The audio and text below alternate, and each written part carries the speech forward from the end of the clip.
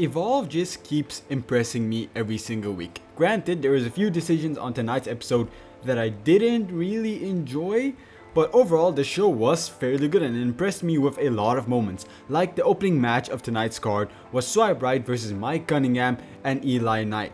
I think this might have been the most personality I've ever seen out of Mike Cunningham, and I really enjoyed it. It seemed interesting. I want to see more of the guy because, he really impressed me tonight. What does suck though is pretty much everybody in this match is going to be gone in a month, in 4 weeks. They're all going to be gone. Swipe Right, the Vanity Project, already called up to NXT. Eli Knight's already going to NXT. I mean, he just arrived to Evolve. So Mike Cunningham is really the only person in this match that's going to be here going forward. So if you like him, you should probably keep an eye out on him because he's probably going to be pushed somewhat because, NXT really gutted Evolve's roster. After the match, however, Swipe Right pick up the victory, which is the right decision, I think. After the match though, Jackson Drake gets on the mic and he agrees to give Cappuccino Jones his Evolve Championship opportunity like he said he would. So I think, in my mind, it's confirmed that Cappuccino Jones should really win that championship. I never really saw him as the guy to win the championship off of Jackson Drake, but man, for whatever reason, it just makes sense. And I'm really curious to see how he has a run of that Evolve Championship. Like, it's a wild card, but I can see it work. However, Harlem Lewis does come out and try and get his own opportunity, but Brooks Jensen attacks him. If you've watched my videos, you know I don't care about Brooks Jensen. I don't care. I don't know where this feud even comes from. So I'm just going to be like, okay, Harlem Lewis beats the shit out of Brooks Jensen. That's going to be fine. It's going to be fun to see. And then hopefully we can get a Harlem Lewis Cappuccino Jones feud for that Evolve Championship. So you know what? It all works out fine in the end. We then go backstage where we find out the fortune teller that talked to Ariana Grace and Akira Lyons was fake and set up by Layla Diggs and Mason Holiday. This is really unfortunate. This is what I talked about me not enjoying about the show, because I was really enjoying that storyline. Although it didn't carry over to NXT, it did carry over to TNA, and from TNA to Evolve, that storyline of Ariana Grace was really interesting. I felt like there was a lot of potential for these heels trying to act like baby faces, otherwise they'll have bad luck. But now it seems like they just canned it, and like, okay man, I don't know how I feel about it. Sure, a feud with Layla Diggs and Mason Holiday could be interesting. I don't like this decision at all. Again, it is just me personally. Maybe you like it and that's totally fine, but for me, I just really can't get behind it. Then we also go backstage where Team PC and Cam Hendricks is very angry about losing the Evolve Championship. So they're done. They're challenging Team ID to a 5-on-5 traditional Survivor Series type match. Later on, Trill London and Tate Wilder do accept this. So this is probably going to happen on the final episode, the season finale of Evolve, which is like, that show is setting up to be a major show, which I'm very hyped about.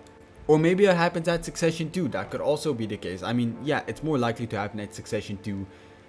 That's gonna be a major show. Then we have my most hyped match of the night. It's Gal versus Aaron Rourke. Evolve's two biggest personalities finally going head to head. And man, this match wasn't the greatest by any means, but I really enjoyed it. I was entertained with it. Unfortunately, Aaron Rourke won. Well, not unfortunately, like, I like the guy, but I was really pushing for It's Gal to win. But it makes sense. Aaron Rourke is having a major storyline. He's being built up as a major character on Evolve going forth. So totally makes sense, but damn man, I wanted It's Gal to win. It would have been so cool. Honestly, It's Gal should go to NXT. He should be permanently on NXT too. I think he could really bring a lot of personality to that show. Not that NXT doesn't have it, but It's Gal just feels like a more natural fit there. Although with Evolve's roster now having a lot less men, maybe there's an opportunity for It's Gal to rise to the top here. Anyway, really enjoyed this match and I'm excited to see where it all goes. Then we have another weird segment where Wendy Chu tries to give Callie Armstrong advice and says that therapy helped Wendy Chu, so she's offering to take Callie Armstrong to therapy. So Callie Armstrong just guts her in the stomach and then leaves.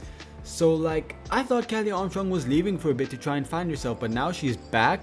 Maybe this is a way to write her off, give Wendy Chu one last major victory over Callie Armstrong, and Callie Armstrong can go on and Wendy Chu has a lot of momentum. Maybe, but I don't know. I don't know how I feel about this, because I was assuming we're gonna have something to do with Callie Armstrong finding herself again. I was not expecting or really am down for a feud with Wendy Chu. It's gonna be good. The match is gonna be good. But again, I'm conflicted on how I feel about this. I don't necessarily like it. Like, it could be good, but I don't know if it's for me. And then in the main event, it was the Evolve Women's Championship being defended by Kendal Grey and Karmen Petrovic. And honestly, I was disappointed by this match. Not by the result, because I fully expected Kendal Grey to win, although part of me kinda did want Karmen Petrovic to win just to see what happens. I'm okay with it. It's just the match didn't feel as exciting or as epic as I expected it to be. It wasn't bad by any means, it just felt very average for a match that I had very high expectations for. Again, not bad, just didn't live up to what I was expecting. Maybe that's my fault, maybe it's all on me, but it is what it is. And then after the match, Kendal Grey gets confronted by PJ Vasa. So similar to Cappuccino Jones, who I assume is going to take that belt off of Jackson Drake, I'm gonna assume it's PJ Vasa who takes that belt off of Kendal Grey, which again, I do not mind. I kind of want it to be Karmen Petrovic, but it makes total sense why it's PJ Vasa. She's an absolute monster, and she's gonna have a great reign. She's gonna be the next Kelly Armstrong, but at least she's gonna have a completely different vibe than that.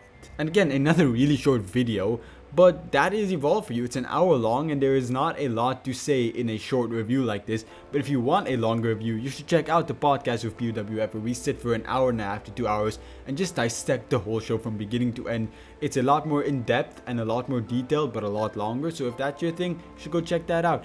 Anyway, if I have to give tonight's show rating, I would give it a solid 9 out of 10. I didn't really like the women's division tonight, but I can't deny that it was still entertaining and still good. So yeah, 9 out of 10. I kind of just wish they did a few things very differently, but again, it doesn't bring my enjoyment of the show down at all, except the whole Nikita Lyons, Ariana Grace thing. That kind of sucked for me.